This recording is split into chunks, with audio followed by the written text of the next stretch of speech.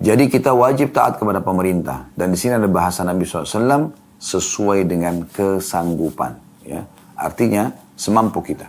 Kita tidak boleh membangkang, tapi kita jalankan semampu kita. Selama kita mampu, lakukan. Dan itu karena Allah Subhanahu wa ta'ala. Agar ada nilai pahalanya.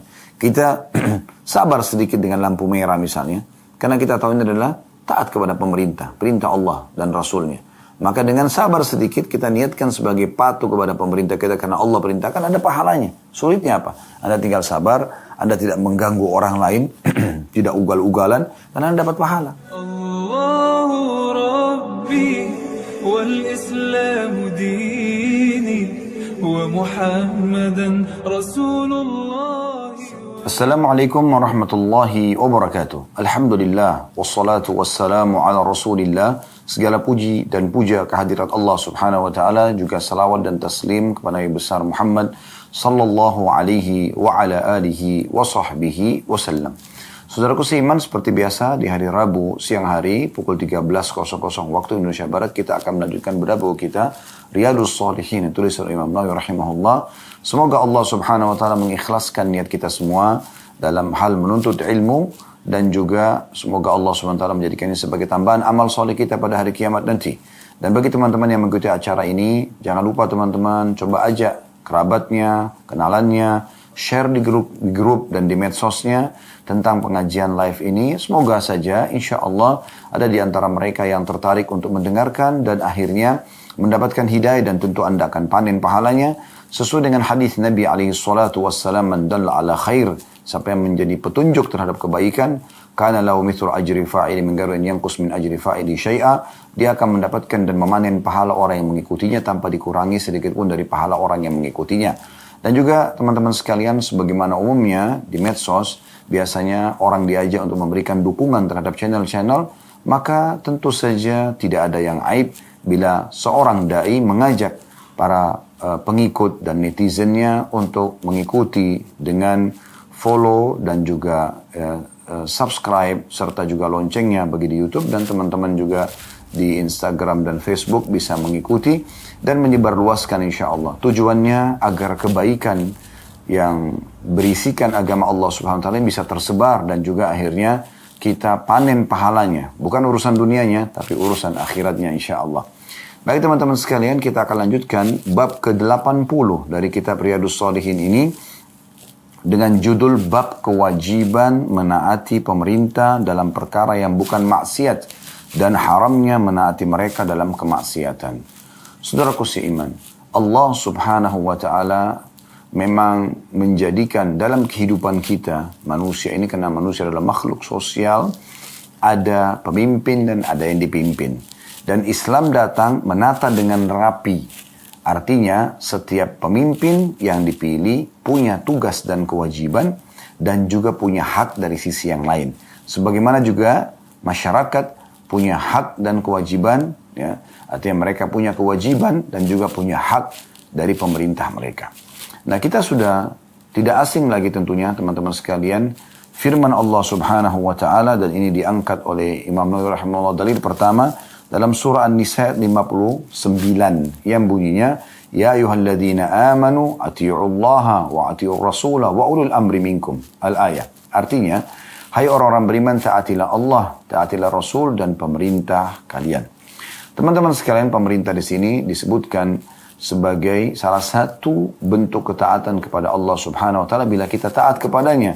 Oleh karena itu kaidahnya sebagaimana Imam Nawawi berikan dalam bab judul ini, yaitu bab wajibnya mentaati perintah, menaati pemerintah, bab kewajiban menaati pemerintah dalam perkara yang bukan maksiat kepada Allah, karena bentuk ketaatan kepada Allah kan.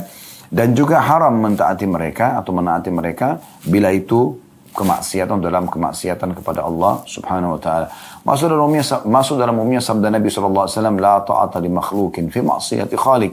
Tidak boleh ada ketaatan pada makhluk yang berbuat maksiat kepada sang pencipta Allah. Pemerintah Allah Subhanahu wa taala jadikan mereka memimpin, dari jajaran raja, presiden dan semua jajaran yang membantu mereka dari menteri, para menteri dan semua jajarannya ke bawah ya. Kalau kita di Indonesia mungkin ada gubernur, kemudian ada wali kota ataupun bupati, kemudian ada jajaran yang lebih di bawah lagi mungkin ya, camat, lurah, RT, RW, semuanya adalah jajaran pemerintahan dan mereka memiliki peraturan-peraturan. Nah, selama peraturan tersebut tidak berbau maksiat kepada Allah SWT, wajib hukumnya mentaati mereka. Wajib hukumnya mentaati mereka. Ada hukum Allah Subhanahu wa Ta'ala, merupakan syarat Allah, dan ada juga kanun wad'i atau peraturan-peraturan yang diletakkan oleh pemerintah setempat. Kapan peraturan pemerintah setempat ini tidak bentrok dengan hukum Allah, wajib dipatuhi. Banyak contohnya, seperti misalnya rambu-rambu lalu lintas, ya. Pemerintah meletakkan rambu-rambu lalu lintas dan peraturan-peraturan untuk maslahat umum. Dan ini yang diperintahkan dalam syariat untuk dipatuhi. Tidak boleh kita sengaja melanggarnya. Begitu juga dengan misalnya memiliki identitas, KTP misalnya, ya, akte lahir, misal contoh, paspor. Ya. Semua ini teman-teman sekalian adalah hal-hal yang bertemu secara maslahat dengan syariat Allah Subhanahu Wa Taala, wajib dipatuhi, gitu kan?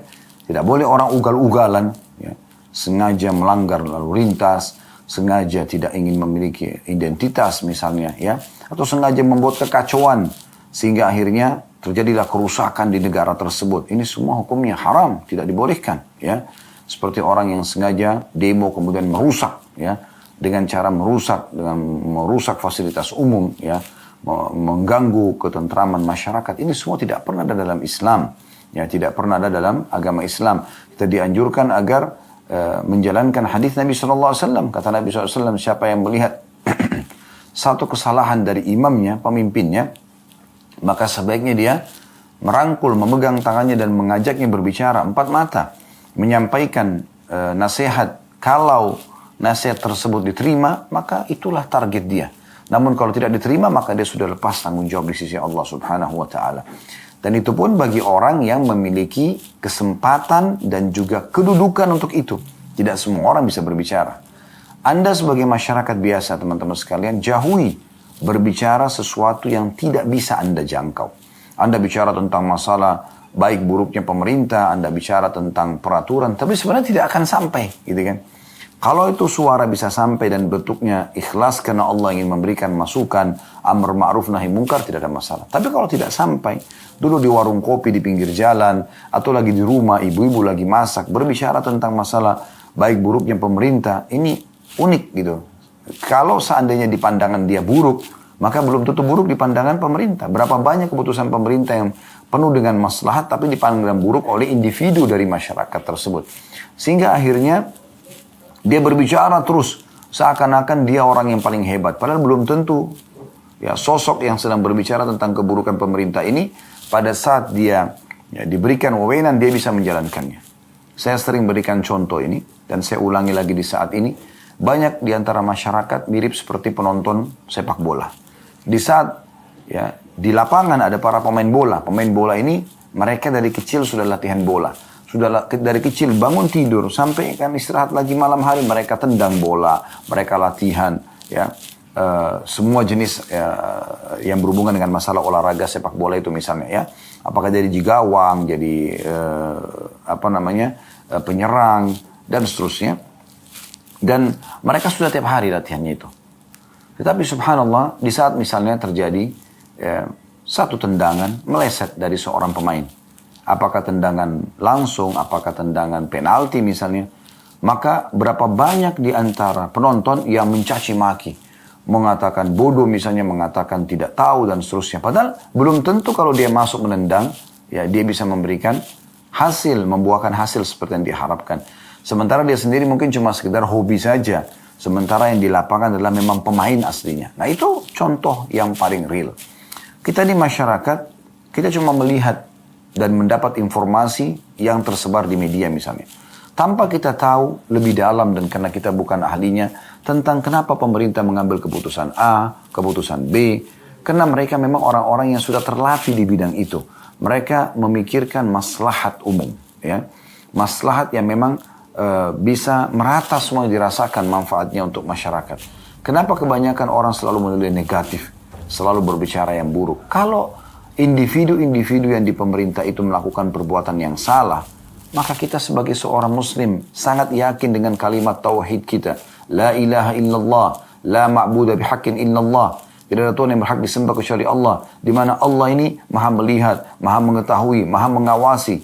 Ya, bukankah Allah mengatakan itu? Sami', basir, maha melihat, maha mendengar, maha melihat. Ya, Inna Allah kana alaikum raqiba. Allah selalu mengawasi kalian.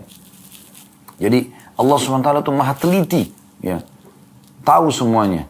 Allah akan menghukum setiap orang yang melanggar dengan caranya. Bukan kita diciptakan untuk menghukum dan mengadili orang lain. Tugas kita, kalau dia salah kita ingatkan, ya, apakah itu dengan lisan, apakah itu dengan tangan, kalau kita bisa menasihatin dengan tangan, misalnya dengan ada power ya, contohnya pemerintah kepada masyarakatnya, atau atasan pemilik perusahaan kepada bawahannya, dia letakkan peraturan wajib sholat misalnya, wajib tutup aurat, nah itu bisa.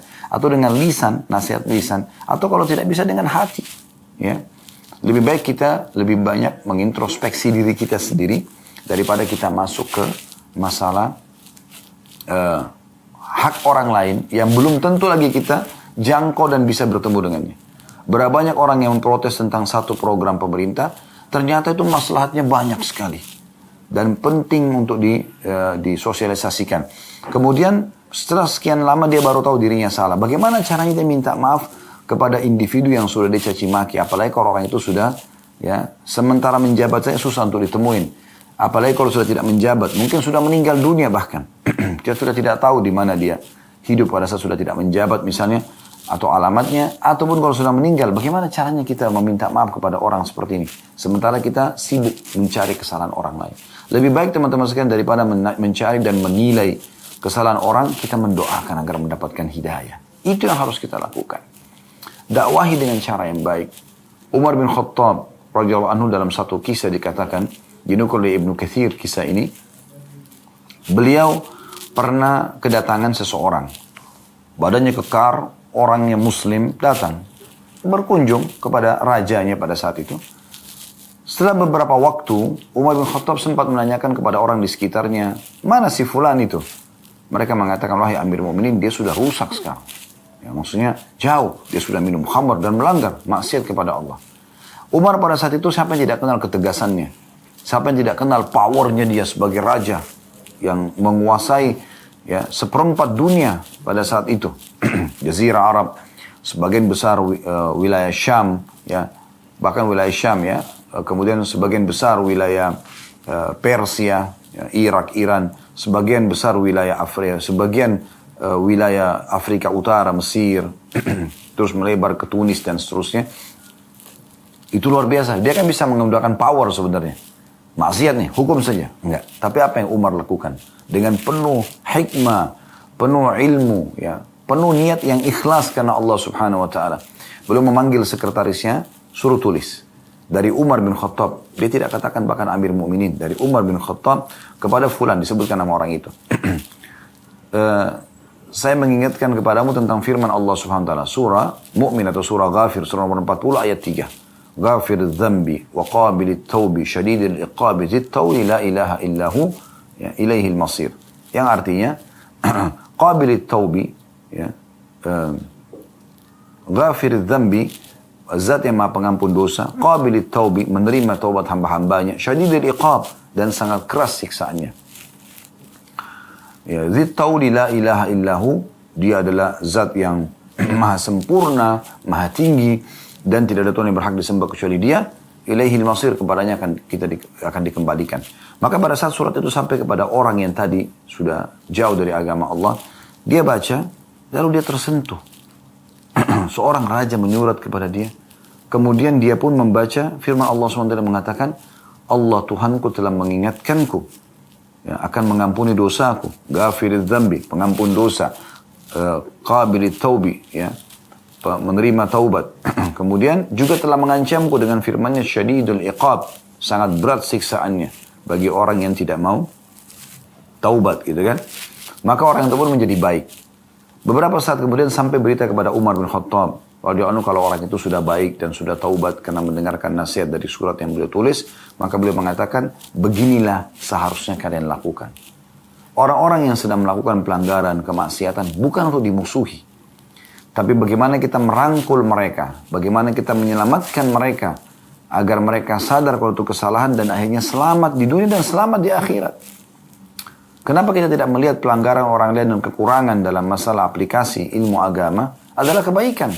Kenapa kita tidak melihat itu? Kenapa kita melihat hal-hal yang lain? Ya, selalu yang kita lihat adalah penilaian negatif terhadap orang lain. Saya heran dengan melihat sebagian orang, semoga Allah berikan hidayah, sangat senang dengan kesalahan atau kekurangan orang lain. Dijadikan sebagai bahan pembicaraan, seperti sebuah prestasi dan penemuan yang sangat berharga dalam hidupnya. Subhanallah. Bukankah justru kesalahan dan kekurangan orang lain itu adalah kesempatan emas kita untuk meraih pahala? Orang misalnya keliru dalam sholatnya. Kalau kita nasihatin dia dan kita berikan masukan lalu kemudian dia baik sholatnya. Mulai saat itu, sampai dia wafat kita akan panen pahala sholat. Dan banyak hal yang lain dalam kehidupan sehari-hari. Dalam muamalah suami istri, muamalah dengan anak-anak, muamalah dengan tetangga, muamalah sesama warga negara, muamalah dengan pemerintah. Ya. Kenapa kita tidak coba berikan nasihat yang positif? Berapa banyak nasihat yang baik sampai kepada para pemimpin dan akhirnya mereka sadar. Mereka jadi baik, tapi dengan cara yang santun. Anda pun kalau berada di posisi para pemimpin tersebut, saya yakin Anda tidak ingin diteriak-teriakin. Anda juga tidak ingin dicaci maki, disalahkan. Tapi sebagian pemimpin, Masya Allah sabar dengan hal tersebut. Padahal mereka punya power. Mereka bisa datang ke rumah Anda dan menghukum Anda atau memenjarakan Anda. Tapi mereka tidak melakukan itu. Ini bukan berarti mereka lemah. Mereka punya kekuatan. Ya, bahkan lebih kuat daripada Anda. Tapi mereka lebih berakal, mereka lebih dewasa. Mereka anggap Anda adalah ada seperti anaknya. Anda seseorang yang sedang salah. Maka sadarlah saudaraku. Jangan selalu mencaci maki. Ingat sabda Nabi SAW. Man akrama amira akramahullah. Siapa yang memuliakan pemimpinnya, Allah akan muliakan dia. Wa man ahana amila wa ahanahullah. Siapa menghina pemimpinnya, maka Allah akan hina juga dia. Atau kama qala Nabi SAW. Jadi ini penting untuk digarisbawahi. Jadi Islam datang mengatur agar kita patuh dan tunduk kepada pemimpin kita. Jadi kita patuh dan tunduk kepada pemimpin. Ini banyak hadits yang akan kita dengarkan nanti tentang pentingnya patuh kepada pemimpin dan tidak bolehnya seorang muslim keluar dari peraturan-peraturan yang ada, ya, kecuali memang yang diperintahkan maksiat kepada Allah. Anda dilarang sholat misalnya, Anda dilarang tutup aurat. Nah itu Anda boleh di situ ya memprotes karena memang ini keliru, ini hukum Allah, nggak bisa gitu. Tapi kalau keputusan-keputusan, apalagi Anda tidak punya ilmu di situ atau Anda hanya sebagai komentator saja, ini tidak pantas Anda berbicara. Apalagi Anda tidak pernah tahu itu keputusan yang diambil oleh pemerintah tidak sembarangan. Mereka duduk, mereka diskusikan, mereka musyawarakan. Setelah benar-benar sampai kepada sebuah titik, baru mereka keluarkan keputusan tersebut. Jadi nggak boleh sembarangan teman-teman sekalian. Jadi kita harus fahami baik-baik, mentaati pemerintah bagian daripada agama Islam dan merusak hubungan dengan mereka, ya, menyalah-nyalahkan mereka, ini adalah bagian daripada kemaksiatan selama memang itu bukan maksiat kepada Allah. Kalau dia maksiat itu boleh kita nasihatin. Itu pun teman-teman sekalian, kalau Anda orang yang punya tadi wewenang dan bisa sampai ke mereka. Kalau tidak bisa, sudah Anda doakan saja kebaikan. Semoga saja doa Anda diterima oleh Allah Subhanahu wa taala dan akhirnya Allah perbaikin keadaan pemerintah tersebut karena doa Anda dan Anda panen pahala terhadap semua keputusan yang diambil oleh pemerintah setempat. Semoga Allah Subhanahu wa taala menjaga pemerintah kita, menjaga kemakmuran negara kita, keamanan negara kita, dan selalu saja memberikan petunjuk kepada para pemimpin agar mereka menjalankan tugas dan amanah dengan baik, dan semoga Allah memberikan pahala balasan yang besar terhadap apa yang telah mereka berikan maslahat umum kepada seluruh masyarakat, dan semoga Allah maafkan kesalahan-kesalahan mereka, serta juga Allah menjadikan kita masyarakat yang selalu gotong royong, bekerja sama, dukung-mendukung untuk memakmurkan dan menjaga ketentraman dan keamanan negara kita, dan akhirnya kita bisa menjadi negara yang maju dan menjadi contoh bagi negara-negara yang lain. Allahumma amin. Baik, kita akan masuk teman-teman sekalian membaca hadis pertama dalam bab ini, hadis bab ke-80, bab kewajiban menaati pemerintah dalam perkara yang bukan maksiat dan haramnya menaati mereka dalam kemaksiatan. Itu hadis nomor 668 dari awal belajar, tentu dari Ibnu Umar radhiyallahu anhuma, dari Nabi SAW.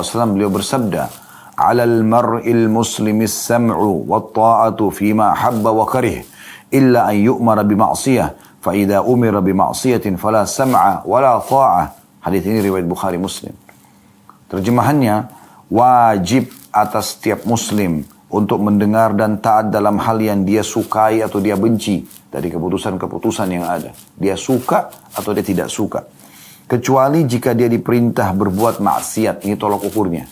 Kalau disuruh berbuat dosa dalam agama Allah, maka apabila dia diperintahkan berbuat maksiat, maka tidak ada kewajiban mendengar dan taat di poin itu. Ya. Bukan semuanya. Ya. Jangan sampai nanti ada satu keputusan yang melanggar agama Allah, tapi keputusan yang lain tidak, maka kita mengukur rata semuanya. Enggak. Ya.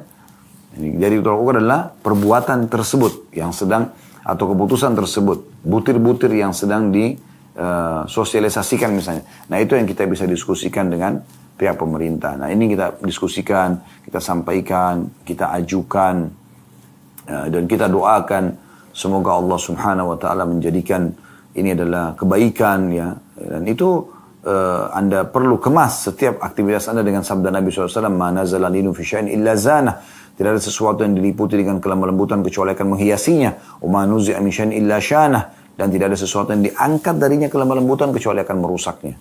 Jadi harus hati-hati sekali kita dalam masalah poin-poin seperti ini. Baik, hadits ini teman-teman sekalian memberikan beberapa pelajaran kepada kita. Yang pertama, wajibnya taat kepada pemerintah dalam setiap keputusan yang telah diputuskan oleh pemerintah yang bukan berbau maksiat. Nah, dikatakan di sini, alal mar'il muslimis sam'u wa ta'atu fima ahabba wa karih. Setiap muslim wajib mentaati dan dengar apapun keputusan pemerintah, ya, selama itu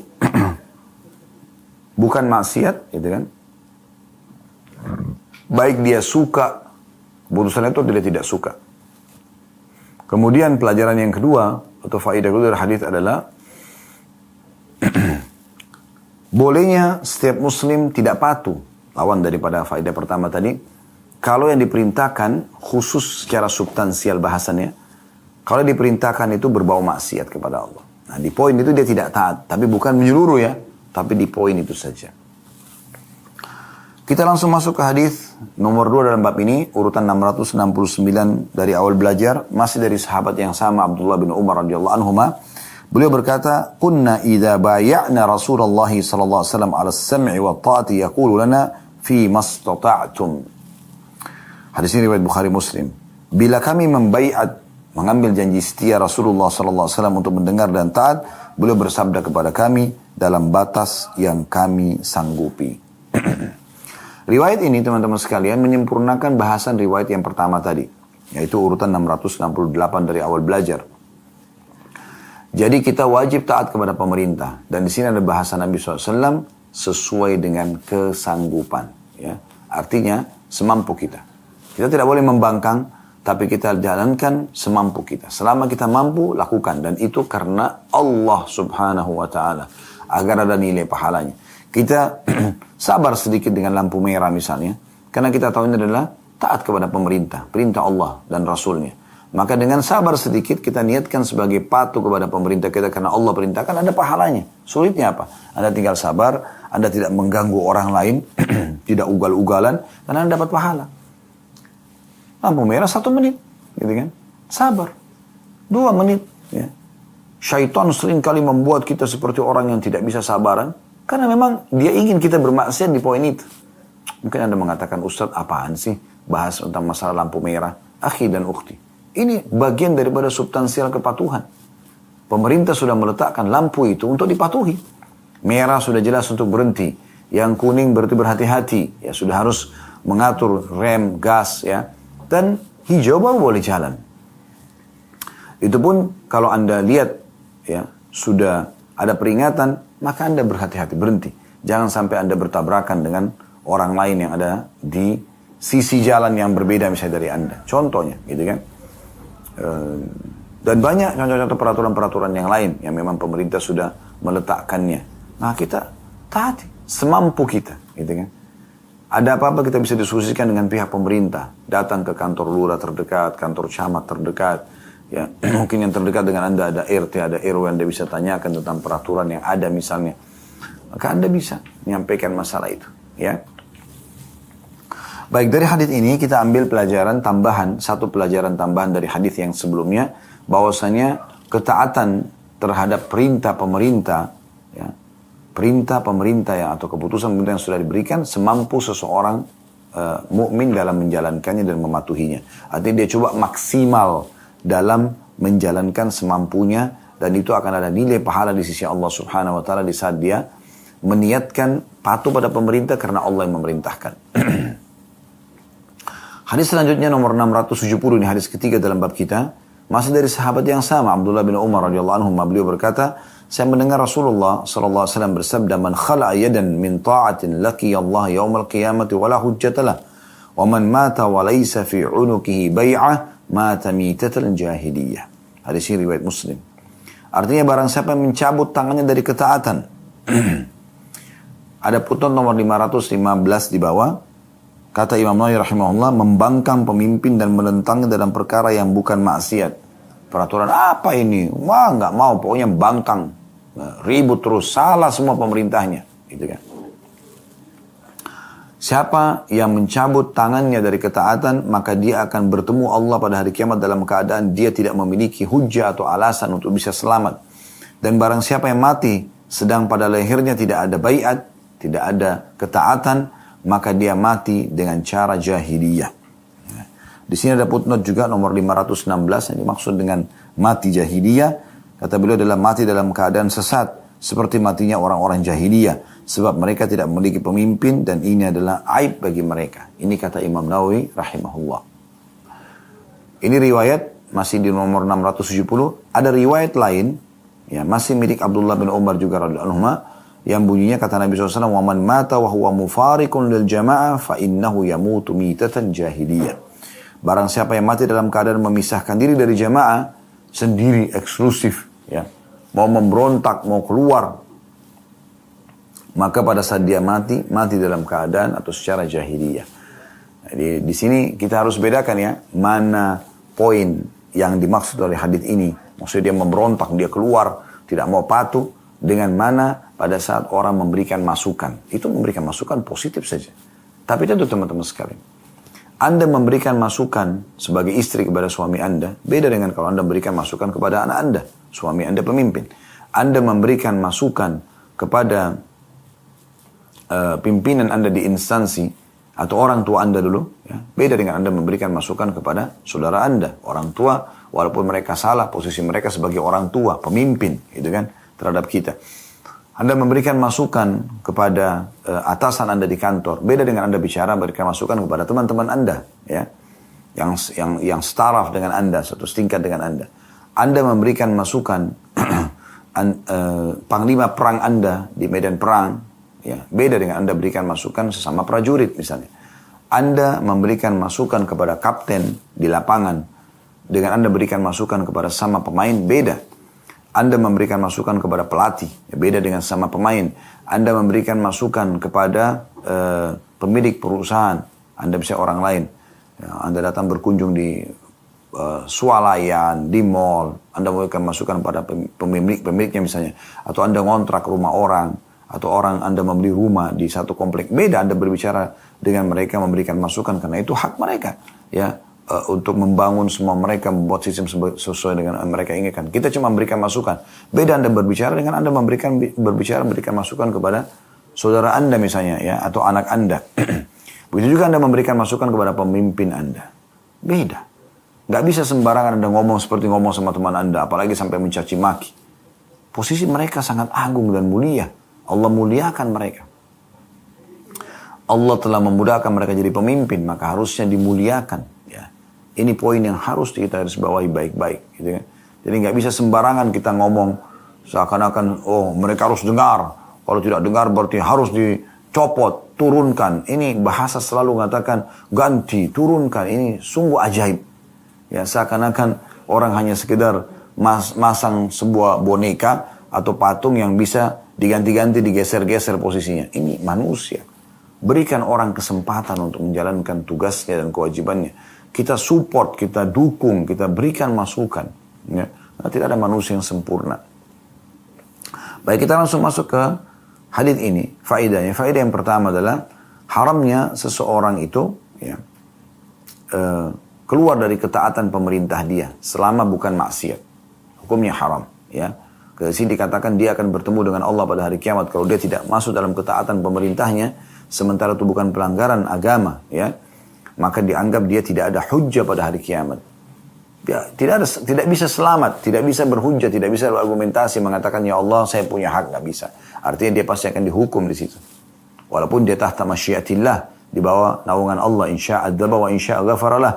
Kalau Allah mau Allah siksa, kalau Allah mau Allah maafkan, gitu kan.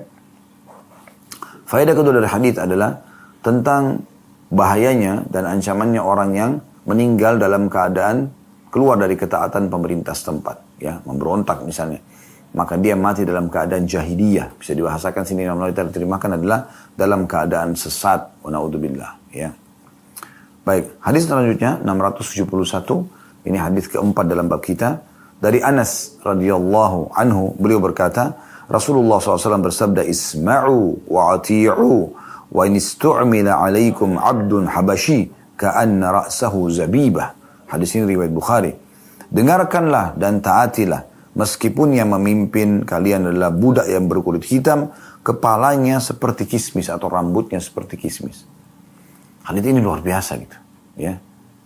Di sini ada sebuah poin penting tentang masalah penilaian fisik pemimpin. Nabi SAW tidak sebutkan tentang masalah budak berkulit hitam, rambutnya seperti kismis, ya. Artinya rambutnya keriting kecil-kecil. Kecuali karena ingin menyampaikan pesan, jangan lihat fisik pemimpinmu. Walaupun ada kekurangan di paras wajah, di warna kulit, di postur tubuh, itu nggak penting. Yang penting kebijakan dan keputusannya. Itu yang penting, ya. Nggak penting masalah fisik. Kalau ada fisik sempurna, menyempurnakan kebijakan-kebijakan itu adalah hal tambahan, alhamdulillah. Nah, itu yang Nabi SAW ingin berikan gambaran. Dan posisi budak berkulit hitam dari Habasyah Ethiopia di masa itu dianggap budak yang bisa diperjualbelikan. Tapi Nabi SAW ingatkan, dalam syariat Allah, wahai muslimin, ingat, tetap wajib isma'u wa ati'u, dengarkan, patuhi, ya. Ya. Walaupun yang kalian adalah seorang budak berkulit hitam dari Ethiopia, yang rambutnya seperti kismis. Kenapa Nabi SAW sebutkan itu? Karena fisiknya. Nah, subhanallah, banyak terjadi di masa kita gitu kan. Mencaci maki fisiknya, membuat karikaturnya, apalah gitu. Yang sudah kayak habisan kerjaan. Padahal dia sendiri masih banyak harus dia benahi dalam diri dia, karakter dia, penampilan dia, pekerjaan dia. Banyak sekali harus diperbaikin. Kenapa harus masuk ke wilayah-wilayah yang tidak dibutuhkan? Subhanallah, ya. Apalagi kalau orang itu sudah meninggal, ya. Seperti ada orang membuat karikaturnya Rasulullah SAW. Kan ini aneh sekali. Pemimpin muslimin, pemimpin anak Adam dalam keyakinan umat Islam, mau dicaci maki. Wajar saya kalau umat Islam itu malah, ya, mengamuk dan marah pada saat itu, ya. Baik, pelajaran yang bisa diambil dari hadis ini adalah wajibnya patuh dan taat pada pemerintah, ya, walaupun pemimpin itu adalah orang yang mungkin di mata Anda kurang secara fisik. Yang kedua, tidak bolehnya menilai pemimpin dari fisiknya, tapi dinilai dari kebijakan-kebijakannya. Selama dia kebijakannya sesuai dengan agama Allah, maka tentu kita, ya, terima. Selama jauh dari agama Allah, maksiat, maka kita tidak patuh.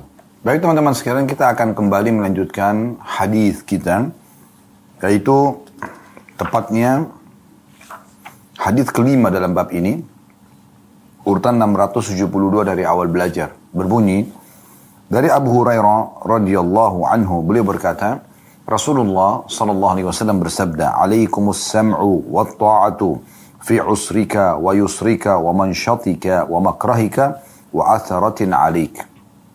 Hadis ini riwayat Muslim. Perhatikan baik-baik saudaraku muslim, renungi hadis ini. Kata Nabi SAW, kamu semua atau kamu wajib mendengar dan mentaati dalam kurung pemerintah, dalam masa sulitmu maupun dalam masa mudahmu. Maksudnya termudahkan urusan. Dalam masa giatmu maupun dalam masa engganmu. Dan meskipun dia pemimpin lebih mengutamakan dirinya daripada dirimu. Sini ada footnote di potongan hadis, dan dalam masa mudahmu, bukan mudah tapi ada hanya mudah, termudahkan urusan. Kata beliau, yakni dalam masa miskin ataupun kaya. Dan dimaksud juga dengan mansyatika wa makrahika, dengan huruf pertama dan ketiga di fathah. Di antara keduanya ada sukun, yakni apa yang kamu suka dan apa yang kamu benci. Sesuai dengan giat dan nafsumu atau tidak. Selama itu bukan kemaksiatan, bila tidak, maka tidak ada kewajiban mendengar dan tidak ada kewajiban mentaati. Maksudnya selama bukan kemaksiatan. Tapi kalau kemaksiatan tidak ada ketaatan di situ. Hadits ini menyempurnakan bahasan kita dari hadis-hadis sebelumnya, saudaraku seiman, tentang masalah wajibnya patuh pada pemerintah. Tapi di sini lebih terinci lagi. Perhatikan di sini, alaikas sam'u wa ta'atu. Kalian semua harus patuh dan dengar pada pemerintah. Fi usrika. Ini poin. Di masa sulitmu. Semua sebab dipersulit. Tetap patuh. Tawakal kepada Allah SWT. Mohon kepada Allah. Wa yusrika. Permudahkan urusan. Tadi Imam Nawawi terjemahkan. Kamu lagi kaya ataupun miskin. Mansyatika. Di saat kamu lagi giat-giatnya. Bekerja. Mencari rezeki. Umakrahika. Dan juga di masa engganmu. Serta wa'atharatin alik. Ini potongan kalimat terakhir Nabi SAW luar biasa. Pesan 1400 tahun yang lalu. Walaupun pemimpin tersebut mendahulukan dirinya dari dirimu. Ini poin luar biasa. Ya. Berapa banyak orang yang sedang dipimpin protes tentang fasilitas pemimpinnya. Tapi kan Ustaz itu uang rakyat. Iya. Dia diingatkan oleh orang yang bisa sampai suara pada dia. Dia akan diawasi oleh Tuhannya Allah Subhanahu wa Ta'ala. Tapi Anda sebagai masyarakat individual, secara ribut, dan suara Anda tidak bisa sampai, maka ini tidak akan sampai. Hanya karena kecemburuan Anda, karena Anda tidak menjabat. Mungkin kalau Anda menjabat, Anda akan lebih daripada dia. Kan gitu. Semua akan ada hisabnya hari kiamat, saudaraku seiman. Jangan khawatir. Ingat, sekali lagi saya ulangi. Allah tidak ciptakan kita, saudaraku seiman, untuk menghakimi orang lain. Untuk sibuk menilai orang lain. Tapi Allah menciptakan kita untuk patuh dan ibadah kepadanya. Sibuk mengintrospeksi diri kita. Sibuk membenahi diri kita. Sibuk memadatkan hari-hari dan waktu-waktu kita dengan ibadah kepadanya. Taubat dari dosa-dosa. Meninggalkan kemaksiatan. Itu yang Allah Subhanahu wa Ta'ala perintahkan kepada kita. Bukan yang lain. Banyak orang subhanallah kerjanya dari bangun terus sampai tidur cuma menilai orang lain saja. Cuma mencari kekurangan orang lain. Dan sangat gembira di saat dia menemukan kekurangan orang lain. Luar biasa gitu. Ya. Padahal Nabi SAW memerintahkan kita agar ikhlas karena Allah dan menasihatin 4 mata. Berikan masukan positif. Gitu kan. Ini poin. Ya. Harus difahami baik-baik. Baik. Dari hadis ini kita ambil pelajaran yaitu wajibnya patuh dan taat kepada pemerintah. Dalam setiap keadaan selama bukan maksiat. Suka atau tidak suka dengan keputusan itu. Usrika wa yusrika, dalam keadaan kamu sulitkah, kamu mudahkah, mansyatika, lagi semangatkah, makrahika, kamu lagi enggan, lagi malas, bahkan wa'atharatun alik, bahkan kalau dia melebihkan dirinya dari. Ini luar biasa ini. Rinciannya Nabi SAW sebutkan satu persatu. Dan selain itu teman-teman akan datang hadis yang luar biasa. Lebih terinci lagi. Ya. Kita langsung saja bacakan hadis nomor 673. Renungi baik-baik. Lebih serius lagi coba dengarkan. Imam Nawawi mengangkat hadis ini di Riyadhus Shalihin nomor 673. Anda bisa cari di buku ini semuanya buku Riyadhus Shalihin akan sama menukil karena ini tulisan beliau rahimahullah. Dalam bahasa apapun sama. Dari Abdullah bin Umar radhiyallahu anhu beliau berkata, "Kunna ma'a Rasulillah sallallahu alaihi wasallam fi safar. Fanazalna manzilan faminna man yuslihu khiba'ah wa minna man yantadil wa minna man huwa fi jarashihi." Fi jasharihi. Saya ulangi, wa minna man huwa fi jasharihi. Idnada munadi Rasulillah sallallahu alaihi wasallam as-salata jami'ah. Fajtama'na ila Rasulillah sallallahu alaihi wasallam faqala إنه لم يكن نبي قبلي إلا كان حقا عليه أن يدل أمته على خير ما يعلمه لهم وينظرهم شر ما يعلمه لهم وإن أمتكم هذه جعل عافيتها في أولها وسيصيب آخرها بلاء وأمور تنكرونها وتجيء فتنة يرقق بعضها بعضا وتجيء الفتنة فيقول المؤمن هذه مهلكتي ثم تنكشف وتجيء الفتنة فيقول المؤمن هذه فمن أحب أن يزحزح عن النار ويدخل الجنة فتأتيه منيته وهو يؤمن بالله واليوم الآخر وليأتي إلى الناس الذي يحب أن يؤتى إليه ومن بايع إماما فأعطاه صفقة يده وثمرة قلبه فليطعه إن استطاع فإن جاء آخر ينازعه فاضربوا عنق الآخر. Cukup panjang, saya terjemahkan. Ya, itu hadis ini diriwayatkan oleh Imam Muslim. Terjemahannya, kata Abdullah bin Umar radhiyallahu anhuma, kami bersama Rasulullah sallallahu alaihi wasallam dalam sebuah perjalanan atau safar. Lalu kami singgah di suatu tempat, di antara kami ada yang memperbaiki tendanya, ada yang berlomba memanah, dan ada pula yang menunggui hewan gembalaannya. Tiba-tiba seorang penyeru Rasulullah SAW mengumumkan dan memanggil salat berjamaah. Maka kami berkumpul menuju Rasulullah SAW. Beliau pun lalu bersabda, sesungguhnya tidak ada seorang nabi pun sebelumku, melainkan dia wajib menunjukkan kepada umatnya hal terbaik yang dia ketahui dan memperingatkan mereka dari hal terburuk yang dia ketahui. Sesungguhnya keselamatan umat kalian ini dijadikan pada awalnya, sedangkan akhir umat ini akan tertimpa cobaan dan berbagai hal yang kalian ingkari. Akan datang fitnah-fitnah yang sebagian darinya meringankan sebagian yang lain. Akan datang satu fitnah di mana orang mukmin akan berkata, inilah kebinasaanku. Kemudian fitnah itu berlalu. Lalu datang fitnah lagi. Orang mukmin akan berkata, inilah. Barang siapa ingin dijauhkan dari neraka dan dimasukkan ke surga, hendaknya dia menjemput ajalnya sedangkan dia tetap dalam ketaatan, dalam keadaan beriman kepada Allah dan hari akhir, dan hendaknya dia memperlakukan sesama manusia sebagaimana dia ingin diperlakukan seperti itu. Dan barang siapa membaiat seorang imam lalu memberikan kepadanya telapak tangannya dan buah hatinya, maka hendaknya dia mentaatinya bila mampu. Dan apabila datang orang lain merebutnya, mengganggu pemimpin tersebut, maka penggallah leher orang yang terakhir ini. Hadis ini diriwayatkan oleh Imam Muslim. Hadis ini, teman-teman sekalian, hadis yang cukup panjang, riwayat cukup panjang. Kita langsung saja ambil faedahnya. Faedah pertama adalah keutamaan Abdullah bin Umar radhiyallahu anhuma. Sahabat yang mulia ini banyak meriwayatkan hadis. Namun yang unik adalah dari beberapa perawi hadis, di antaranya beliau, seringkali ada di antara mereka yang menyampaikan awal sebabnya keluar penyampaian hadis Nabi SAW.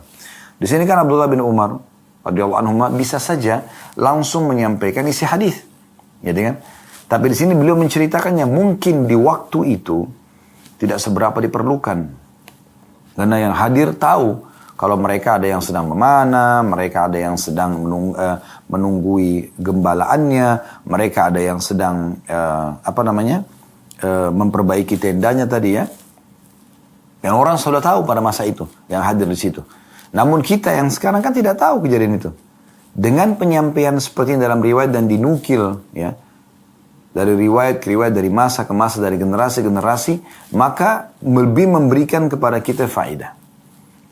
Tambahan ekstra selain penyampaian Nabi SAW, oh ternyata pada saat itu mereka sedang safar bersama Nabi, mereka sedang, dan diceritakan keadaannya, ada yang sedang memperbaiki tendanya, ada yang sedang berlomba mana, ada yang sedang menunggui gembalaannya, kemudian tiba-tiba ada panggilan seruan, salatul jami'ah, as-salatul jami'ah, ini salat berjamaah, ini biasanya dipanggil selain untuk salat berjamaah juga kalau Nabi SAW ingin menyampaikan sebuah informasi, barulah Nabi SAW menyampaikan nasihatnya.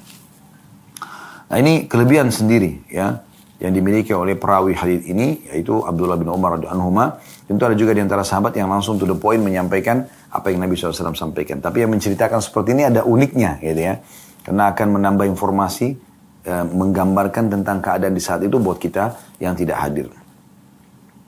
Kemudian yang kedua, pelajaran yang bisa diambil adalah bolehnya seorang mukmin melakukan aktivitas yang mubah.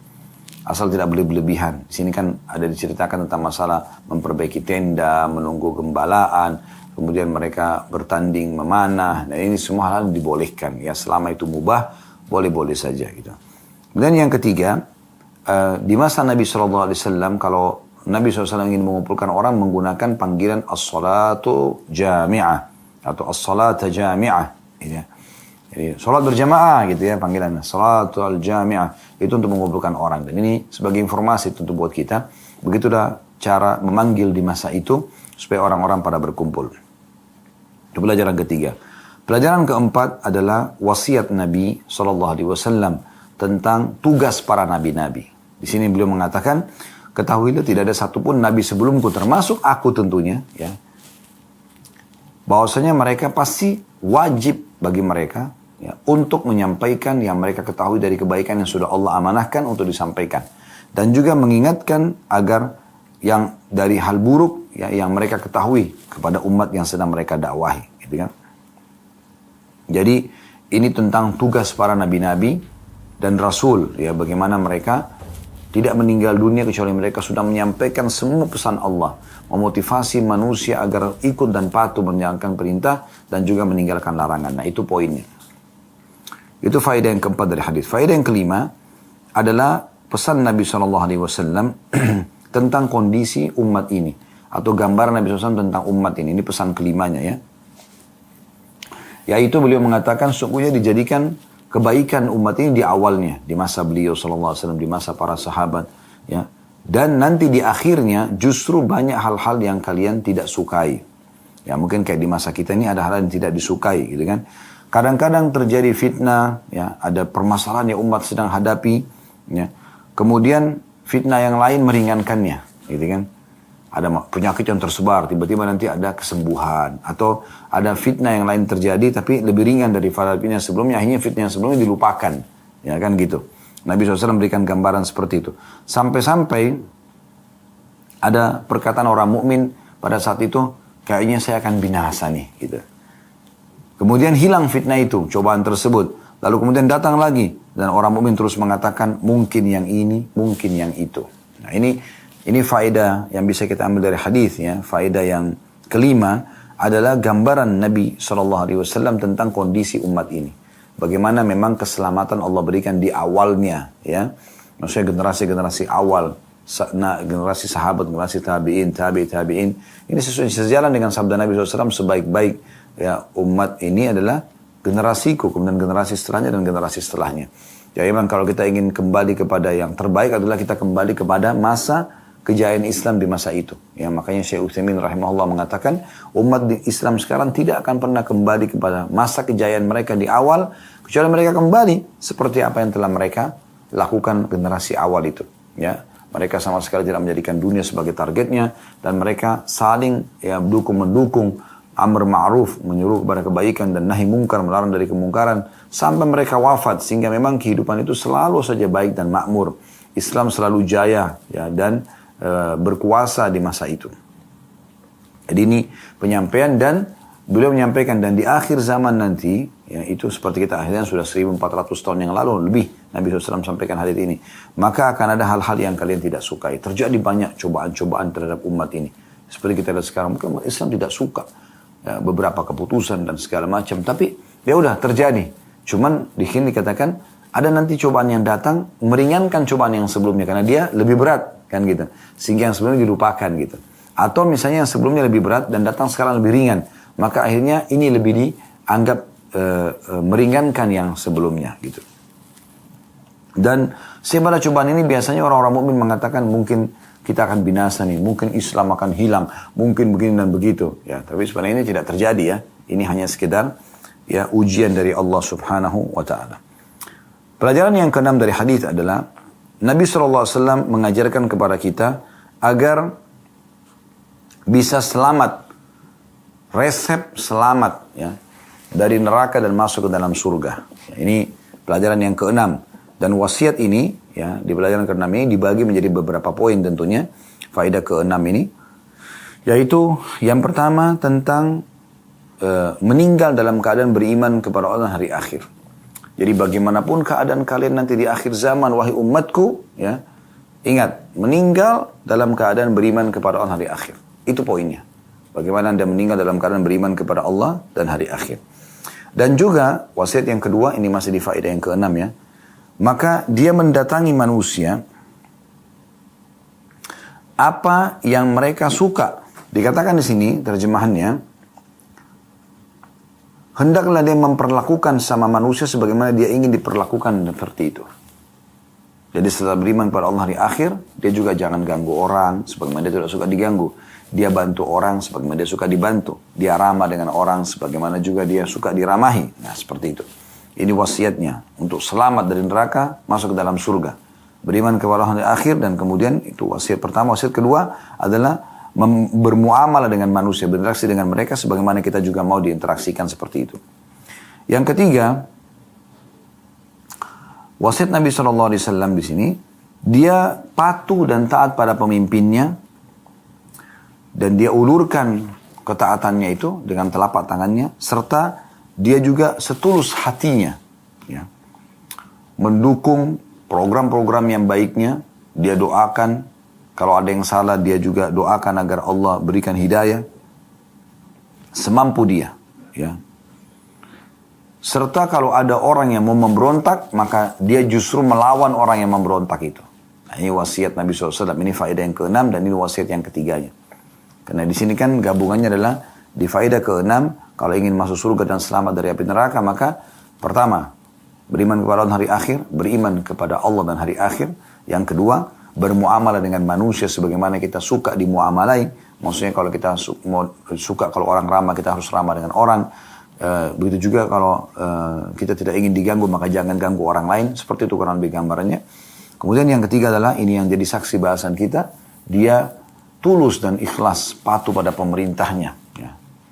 Dengan hatinya karena Allah SWT perintahkan, maka dia menikmati aja peraturan-peraturan yang ada, dia patuhi semampu dia gitu kan. Dan dia membela pemerintah di saat ada pemberontakan yang terjadi yang justru ya mengganggu ketentraman dan keamanan yang sudah ada. Ini faedah keenam yang bisa kita ambil dari hadis ini. Baik, kita lanjutkan teman-teman sekalian beberapa hadis ya. Karena ini hadisnya sebenarnya sejalan semuanya. Yaitu hadis ke 674 yang berbunyi dari Abu Hunaidah Wa'il bin Hujur radhiyallahu anhu, beliau berkata, Sa'ala Salamatu bin Yazid al-Ju'fi Rasulullah sallallahu alaihi wasallam faqal ya Nabi Allah ara'aita in qamat alaina umara'u yas'alunana haqqahum wa yamna'unana haqqana famada ta'muruna fa'arada anhu thumma sa'alahu faqala Rasulullah sallallahu alaihi wasallam isma'u wa ati'u fa innama alaihim ma hummilu wa alaikum ma hummiltum. Hadis ini riwayat Muslim. Ini melengkapkan bahasan kita. Hadis yang luar biasa. Kata Abu Hunaidah Wa'il bin Hujr radhiyallahu anhu, Salamah bin Yazid al-Ju'fi bertanya kepada Rasulullah sallallahu alaihi wasallam. Beliau berkata, wahai Nabi Allah, beritahukanlah kepada kami apabila telah muncul para penguasa yang menuntut hak mereka kepada kami, tapi mereka menghalangi hak kami. Perhatikan. Mereka menuntut hak mereka kepada kami. Masyarakat harus begini, masyarakat harus begitu. Ya, dan menghalangi hak kami. Kami sendiri tidak dapat hak kami. Apa yang engkau perintahkan kepada kami? Maka beliau SAW berpaling dari orang ini. Kemudian dia bertanya lagi. Maka Rasulullah SAW bersabda, dengarkanlah dan taatilah. Karena mereka bertanggung jawab atas semua yang dibebankan kepada mereka. Dan kalian juga bertanggung jawab atas apa yang dibebankan kepada kalian. Ini hadis yang luar biasa. Nabi SAW memberikan jawaban yang luar biasa kepada Salamah bin Yazid al-Ju'fi ya, yang langsung pada saat itu to the point ingin solusi ya. Seakan-akan dia mengatakan, ya Rasulullah, apa perintah Anda kalau seandainya nanti ada di akhir zaman pemimpin yang cuma sibuk dengan kepentingan dia saja, kami masyarakat tidak pernah dikasih haknya, memberontakkah? Nabi SAW beralih dari dia. Tetap dia mengejar, ya Rasulullah, bagaimana? Dia ingin fatwa. Maka Nabi SAW mengatakan perkataan yang luar biasa. Beliau tidak mengatakan, udah memberontak aja, lawan aja kalau memang tidak baik, tidak soleh, udah bunuh aja penggal lehernya. Gak ada sama sekali. Sama sekali tidak ada seperti itu. caci maki aja. Enggak. Apa kata Nabi SAW? Isma'u wa'ati'u. Tetap dengar dan patuh.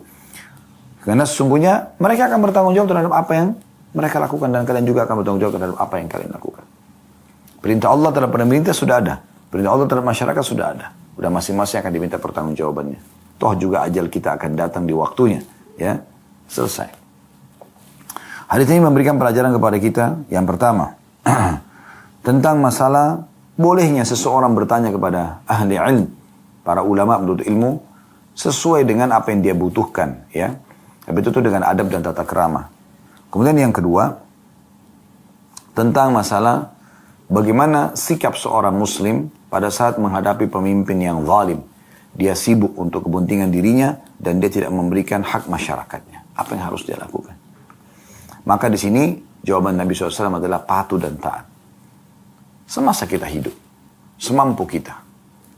Apalagi itu kebenaran. Apa maksudnya? Maslahat udah kita ikut walaupun kita tidak suka. Maksiat kepada Allah kita tidak ikuti. Ya. Kita bertahan dengan kondisi kita, tapi tidak memberontak.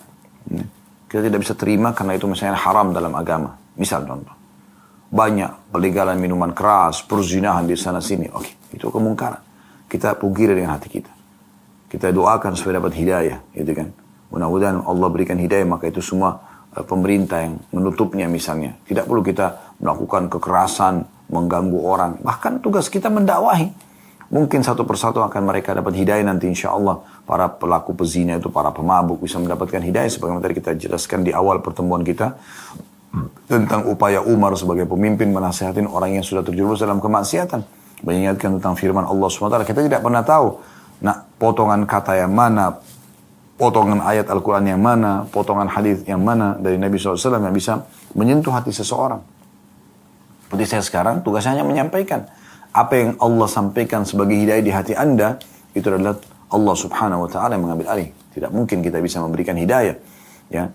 Allah SWT mengatakan kepada Nabi Muhammad SAW pada saat meninggal pamannya Abu Talib dalam keadaan kafir. Innaka la tahdi man ahbabt, walakin Allah yahdi man yasha. Hai Muhammad, kau tidak bisa memberikan petunjuk dan hidayah kepada orang yang kau cintai. Tapi Allah memberikan petunjuk kepada siapa yang dia inginkan. Maka ini poin yang harus digarisbawahi baik-baik. Baik, dari hadits ini kita ambil pelajaran yang sudah kami bahasakan tadi. Yang pertama adalah pentingnya atau bolehnya seseorang bertanya kepada seorang alim apa yang dia butuhkan, tapi itu dengan adab dan tata krama. Dan yang kedua adalah pentingnya seorang mukmin bersikap pada saat dengan patuh dan taat pada saat pemimpin yang sedang dia hadapi atau pemimpinnya zalim. Ya, dia bersabar dengan keadaannya sambil memohon kepada Allah Subhanahu Wa Taala apa yang belum dia dapatkan dan berdoa agar semoga Allah berikan hidayah pemimpin yang zalim tadi. Baik, hadis selanjutnya, 3 hadis tersisa dalam bab ini atau 4 kita akan bacakan dan selesaikan insyaAllah. Hadis nomor 675 dari Abdullah bin Mas'ud radhiyallahu anhu, beliau berkata Rasulullah SAW bersabda, innaha satakunu ba'di atharatun wa umurun tunkirunaha. Qalu ya Rasulullah kaifa ta'muru man adraka minna dhalik? Qala tu'adduna al-haqqa alladhi alaikum wa tas'aluna Allah alladhi lakum. Hadis ini riwayat Bukhari Muslim.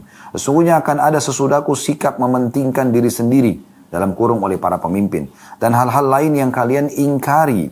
Mereka berkata, wahai Rasulullah, lalu apa yang anda perintahkan kepada seseorang di antara kami yang menjumpai hal itu?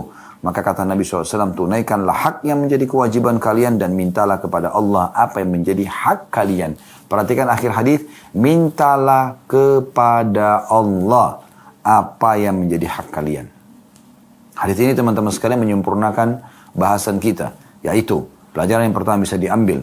Nabi SAW sudah menggambarkan kepada kita akan datang pemimpin-pemimpin nanti setelah meninggalnya Nabi SAW yang zalim. Ya, dikatakan sini hal-hal yang kalian ingkari, kalian tidak suka keputusannya. Ya, bahkan mungkin ada pelanggaran agama yang mereka lakukan, gitu kan? Lalu para sahabat bertanya, ya Rasulullah, apa perintah anda kalau ada di antara kami yang mendapat masa itu? Kata Nabi SAW, tunaikan hak yang menjadi kewajiban kalian. Hak pemimpin apa? Patuh, ya udah kita ikutin, gitu kan. Begitu saja, kewajiban kalian. Dan mintalah kepada Allah, bukan pada pemimpin. Karena kalau kalian minta tidak dikasih, karena pemimpinnya zalim, gitu kan. Bagaimana caranya? Minta hak kalian dari langsung sang raja yang sebenarnya, Allah Subhanahu Wa Taala. Allahu Akbar. Ini adalah petunjuk nabawi, petunjuk Nabi SAW, saudaraku. Jangan keluar dari petunjuk ini. Ini petunjuk yang terbaik. Pelajaran dari hadis yang pertama, Nabi SAW menggambarkan tentang kondisi umat di akhir zaman akan ada pemimpin yang zalim. Ya, dan pelajaran yang kedua, sudah Nabi SAW sampaikan bagaimana menghadapi pemimpin yang zalim tersebut. Ya, yaitu dengan menjalankan tugas kita, ya, dan minta kepada Allah yang belum kita dapat sebagai hak kita. Allah punya cara mendatangkan untuk kita perbuatan tersebut. Subhanallah. Pernah Sa'id bin Musayyib rahimahullah dalam sebuah riwayat disebutkan, beliau dipanggil oleh Hajjaj bin Yusuf, seorang pemimpin yang zalim pada masa itu. Dan dia sudah siapkan nata' dan saif, kulit hewan yang dikeringkan, itu biasanya kalau mau bunuh orang dengan pedang. Setiap kali orang tidak sesuai dengan keputusan dia, dipenggal lehernya. Walaupun dia seorang alim, dia tidak peduli. Maka pada saat datang orang-orang sudah tahu Sa'id bin Musayyib ini akan dibunuh. Tapi subhanallah pada saat dia masuk ke istana tersebut, dia komat-kamitkan mulutnya. Kemudian dia tiba-tiba disambut dengan ceria oleh Hajjaj bin Yusuf. Semua orang tidak sangka dalam majelis itu. Disambut dengan ceria, didudukan di sebelahnya, disiapkan makanan yang terbaik. Bahkan Hajjaj bertanya banyak hukum-hukum agama. Setelah itu Hajjaj mengambil parfum yang terbaik yang dia miliki lalu digosokkan di jenggotnya Sa'id bin Musayyib sebagai bentuk penghormatan. Setelah dia keluar, ada seseorang dari majelis itu, seorang yang punya jabatan itu mengatakan, wahai imam itu kayak kita kiai, ustadz, ya. Nah, tadi saya lihat perubahan sikap yang luar biasa, tidak biasanya Hajjaj seperti ini. Dan kami semua yakin Anda akan dibunuh oleh dia. Dan saya lihat pada saat Anda masuk ke istana ini, mulut Anda komat-kamit. Apa yang Anda bacakan? Apa yang Anda ucapkan? Kata dia, saya mengatakan, ya Allah, jadikanlah kezaliman dan kekerasan orang ini justru kelemah lembutan untukku dengan kemahamurahanmu. Maka Allah terima. Dia minta kepada sang Allah, Allah buat raja yang zalim justru santun dan ramah dengan dia. Subhanallah. Ini makna hadisnya. Ya, bagaimana Nabi SAW mengatakan, minta kepada Allah yang kalian belum dapatkan. Ini poin penting. Kita jarang sekali menggunakan kekuatan yang sebenarnya itu tauhid kepada Allah SWT. Kita kembali dan bergantung kepada Allah dan Allah bisa melunakkan hati seorang yang zalim untuk tidak zalim kepada kita. Melunakkan bahkan memberikan hidayah kepada musuh untuk masuk Islam. Bagaimana Na'im bin Mas'ud masuk Islam di perang Khandaq dan akhirnya penyebab daripada kemenangan muslimin. Ya, setelah Allah Subhanahu wa taala. Bagaimana seorang panglima perang dari bangsa Romawi yang akhirnya masuk Islam karena melihat di medan perang karena berdiskusi sama Khalid bin Walid pada saat sedang duel dan akhirnya masuk Islam, gitu kan. Dan sekian banyak petunjuk-petunjuk yang bisa kita baca dalam sejarah itu tidak bisa kami paparkan semuanya. Baik, kita lanjutkan hadis, 3 hadis yang tersisa. Mirip-mirip maknanya ya. Hadis nomor 676 dari Abu Hurairah radhiyallahu anhu, beliau berkata Rasulullah SAW bersabda, man ata'ani faqad ata'a Allah, wa man asani faqad asa Allah, wa man yuti'il amira faqad ata'ani, wa man ya'sil amira faqad asani. Hadis ini riwayat Bukhari Muslim. Barang siapa yang mentaatiku, kata Nabi SAW, berarti dia mentaati Allah. Dan barang siapa yang mendurhakaiku, berarti dia mendurhakai Allah. Ingat, ini pesannya sekarang, barang siapa yang mentaati pemimpinnya, berarti dia mentaatiku. Dan barang siapa yang mendurhakai pemimpin, maka dia telah mendurhakaiku. Subhanallah. Nabi SAW walaupun sudah meninggal, menjadikan kepatuhan kita pada pemerintah kita adalah ketaatan kepada beliau. Seperti kita sedang taat pada perintah Nabi SAW. Selama bukan maksiat kepada Allah, berarti itu adalah perintah Rasulullah SAW. Siapa yang tidak bangga sebagai seorang muslim menjalankan perintah Nabi SAW. Dan beliau sudah mengatakan, dan yang mentaatiku berarti taat kepada Allah. Yang mentaatiku berarti taat kepada Allah Subhanahu wa ta'ala. Pelajaran daripada hadis. Yang pertama, taat pada pemerintah setempat, ya, selama bukan maksiat kepada Allah, adalah terhitung taat kepada Allah dan Rasulnya. Itu poin penting. Yang kedua, dan durhaka kepada para pemimpin, membangkang terhadap perintah mereka selama bukan maksiat, itu adalah juga bermaksiat kepada Allah dan Rasulnya. Hadis selanjutnya, 2 hadis tersisa, 677 dari Ibnu Abbas radhiyallahu anhu bahwa Rasulullah SAW bersabda, man kariha min amirihi syai'an falyasbir fa innahu man kharaja minas sultani shibran mata mitatan jahiliyah. Hadis riwayat Bukhari Muslim. Barang siapa yang tidak menyukai sesuatu dari diri amirnya, maka hendaklah bersabar karena orang yang keluar sejengkal dari ketaatan kepada sultan, pemimpin, maka dia mati dalam keadaan mati jahiliyah. Dalam keadaan mati jahiliyah. Hadis ini teman-teman sekalian lebih tegas lagi dari Nabi SAW yang kata oleh Imam Nawawi rahimahullah, luar biasa. Ya, yaitu faedah pertama, pentingnya seorang mukmin sabar terhadap ujian, ya, apa yang dia tidak sukai dari pemimpinnya. Perintah Nabi jelas. Man kariha min amirihi syai'an falyasbir. Siapa yang melihat sesuatu yang dia tidak suka dari pemimpinnya, maka dia sabar. Bukan membangkang, bukan mencaci maki, bukan memberontak. Tapi falyasbir. Ini wasiat manusia terbaik, utusan Allah subhanahu wa ta'ala. Dikuatkan dengan hadis sebelumnya tadi. Ada yang dia belum dapatkan haknya. Minta kepada Allah. Allah akan lunakkan hati orang-orang yang menahan hak anda itu. Kemudian pelajaran yang kedua adalah siapa yang keluar sejengkal saja, membangkang, memberontak, ya, maka dia pada saat mati dalam keadaan jahiliyah. Wa na'udzubillah.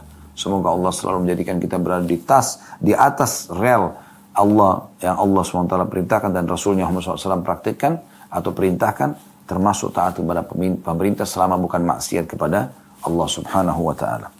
Hadits terakhir dalam bab ini, hadits nomor 678 dari Abu Bakar radhiyallahu anhu. Beliau berkata, saya mendengarkan Rasulullah SAW bersabda, man ahana sultana ahanahullah. Hadis ini diriwayatkan Tirmidzi dengan sanad hasan, ya. Artinya barang siapa yang menghina sultannya, pemimpinnya.